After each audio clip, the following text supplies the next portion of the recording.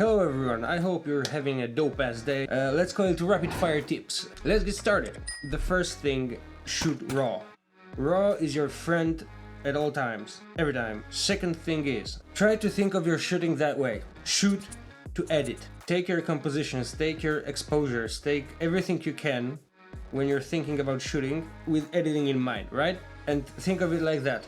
What am I gonna do with that particular photo later that day or the other day in Lightroom, Photoshop, Luminar, whatever you use? With that out of the way, let's move on. Third tip I have to you is to take your time, both with the shooting and with editing. You might miss something. You might miss some cool angle or composition or anything. Lighting, maybe just 15 minutes after you left the spot there was some awesome sun rays. About editing, taking your time is probably gonna save you a heap ton of work because you're not gonna over edit it unless you want to. That's fine. I do it myself many times. When you're staring in your screen too long and you're editing for such a long time, you might want to take a break.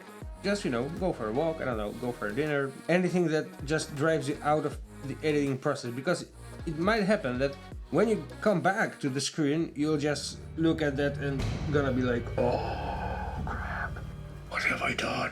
Clear your mind every once in a while when you're editing, and that takes time. Alright, those 3 points were more focused on preparing yourself. Now I'm gonna just drop it fast with 3 tips I want to show you inside of the Lightroom. One which is trendy right now, you can see it pretty much all over the place, both for drone shots and regular camera shots, the so-called matte look. Alright, so when it comes to matte look, head on to your right hand side, you have your tone curves.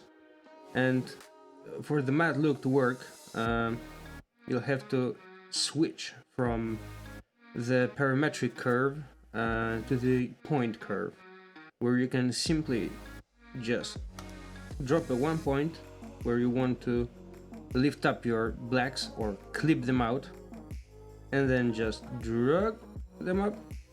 As you see, I've just over exaggerated just for the look, just so you know that it works. Also, we can just drop another point, lift your highlights and part of the midtones, and as simply as that, there you have it. Second one is sky. And I'm not talking about sky replacement, how to deal with it, what you can achieve with it, how you can change the whole mood of the photo just with the sky.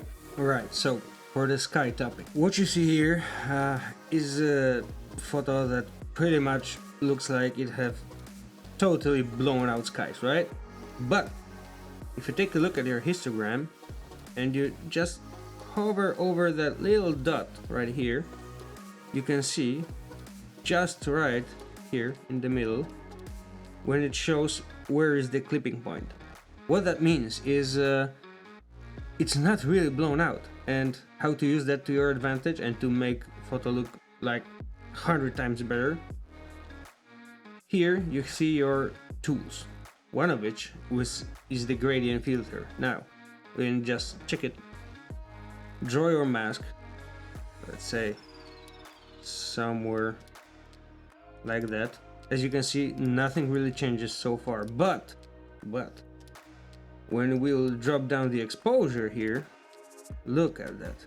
Look how much of the sky just is recovered pretty much using only one tool. Yes, I know the kid, which is my son by the way, is a little bit dark right now. We'll address that just in the moment. We can just pop the contrast a little bit, draw down the highlights, you see, well, the shadows a little bit. We can just drop the whites just a tiny bit, lift all the blacks, do not lose all the detail, and done. From this to this, from this to this. Look at the difference in the sky, right? It's much more interesting. There is so much detail in that.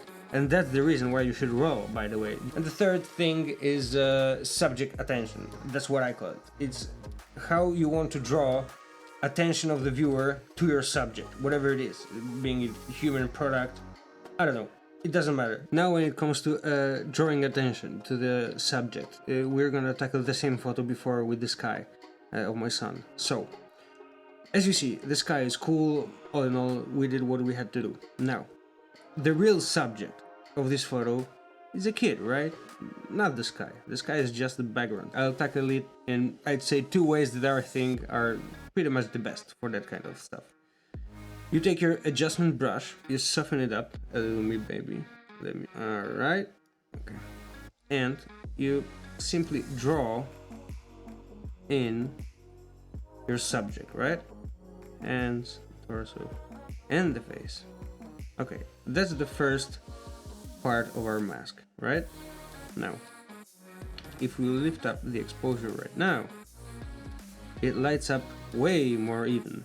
You see, the trousers are lit a little bit more, so is the jacket and so forth. Now what we can do, when the rest is evenly lit, we can slightly, but really slightly, lift up the exposure on the face, right?